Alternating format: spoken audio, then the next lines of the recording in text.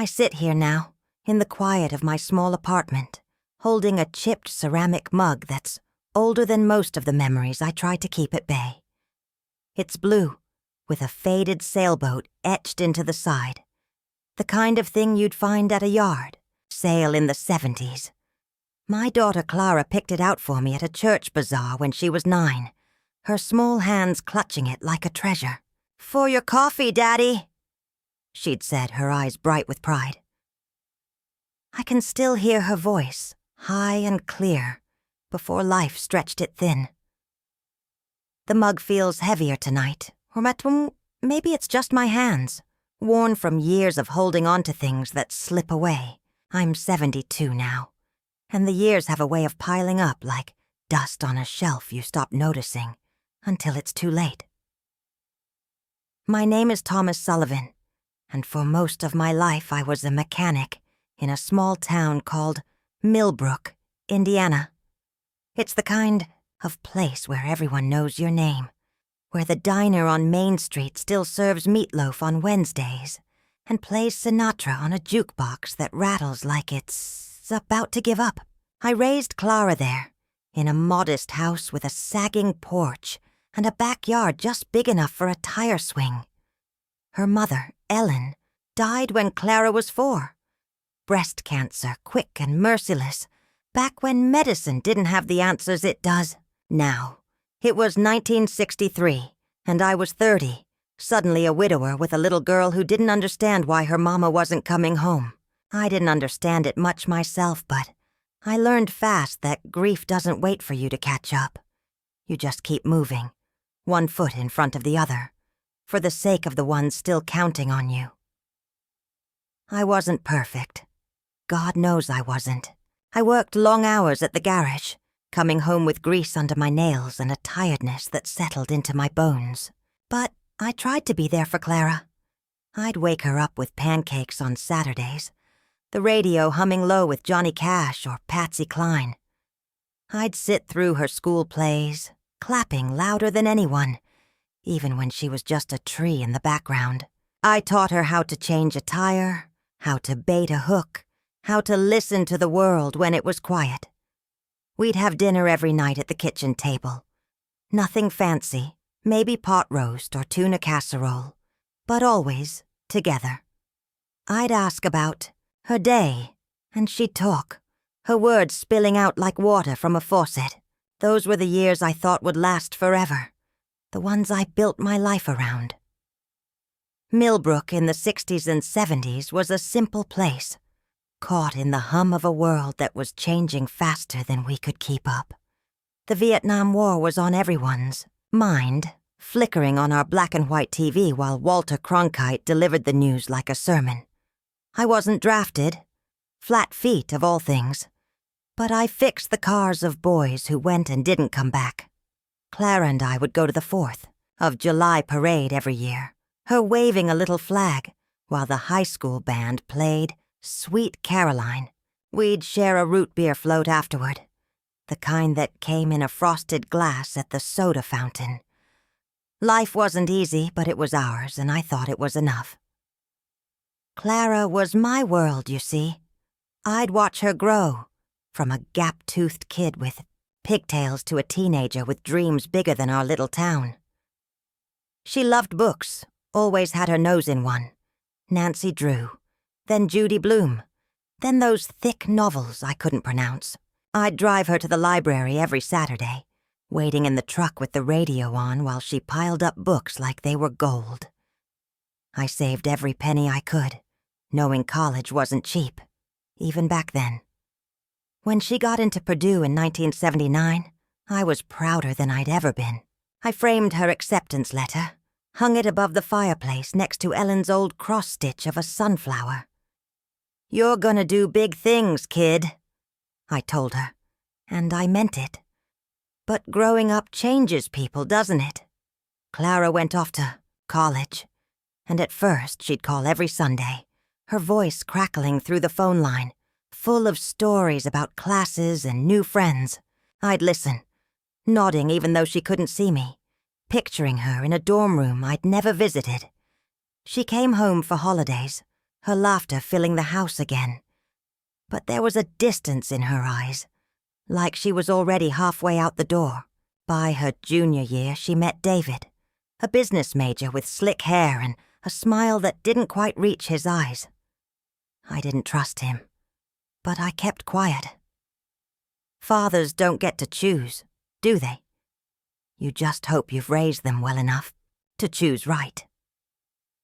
After graduation, Clara stayed in Chicago, got a job at some marketing firm, and married David in a fancy downtown ceremony I could barely afford to attend.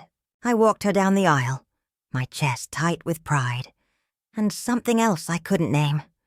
She looked beautiful, but she didn't look like my Clara anymore. The calls got shorter, then stopped.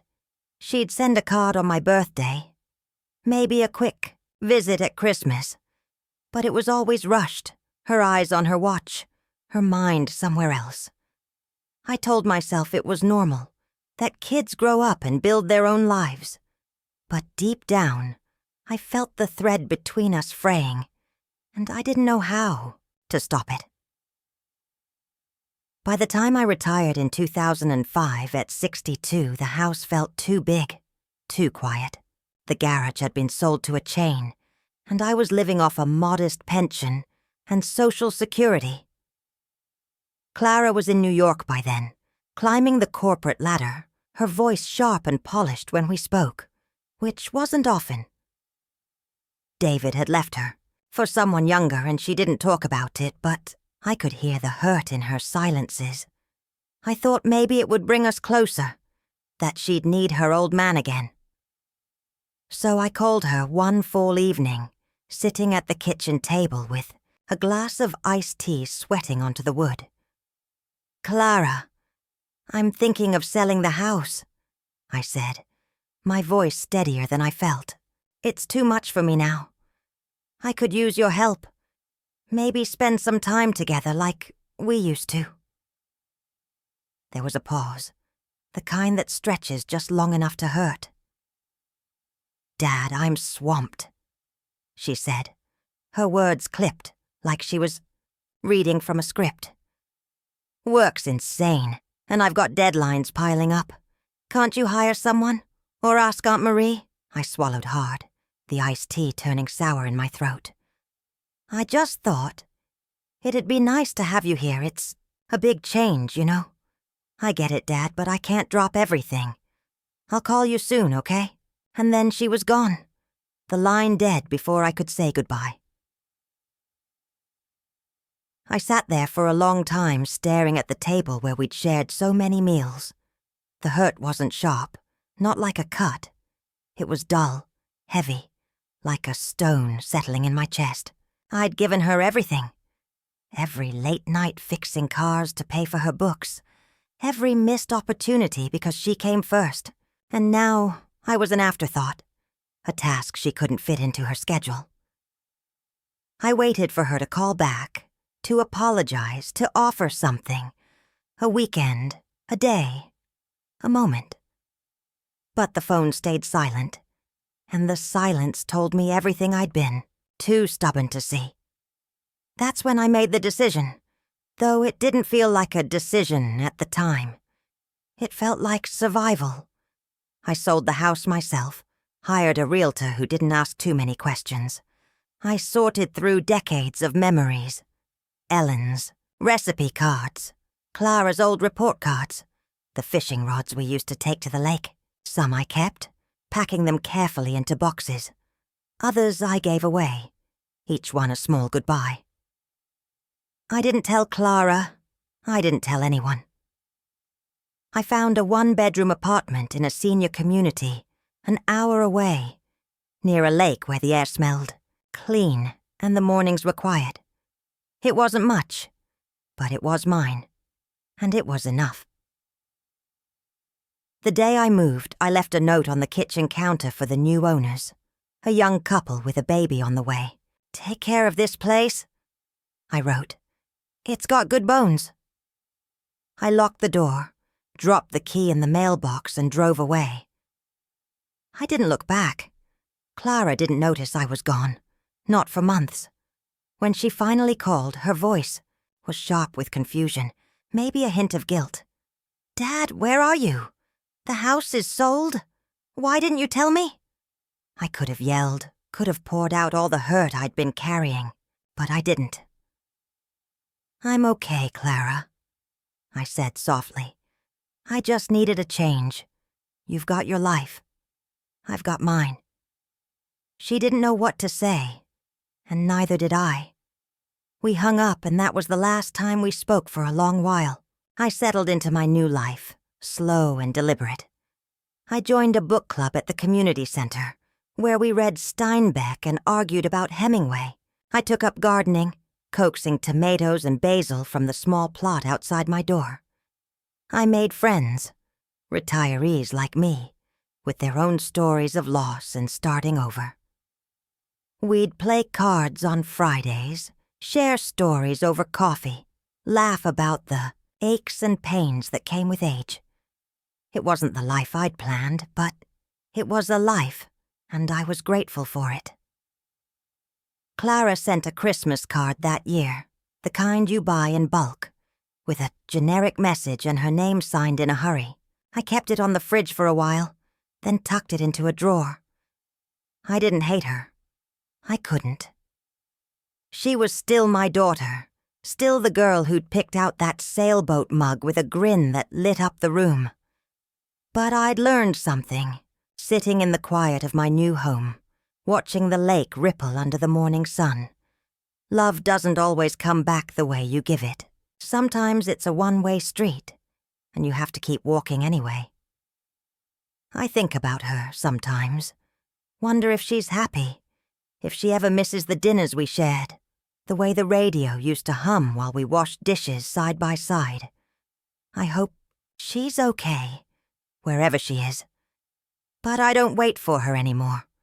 I've got my mug, my garden, my books, my friends. I've got mornings that start with birdsong and evenings that end with stars. I've got myself. And after all these years, I'm learning that's enough. The mug sits on the table now, catching the light from the lamp.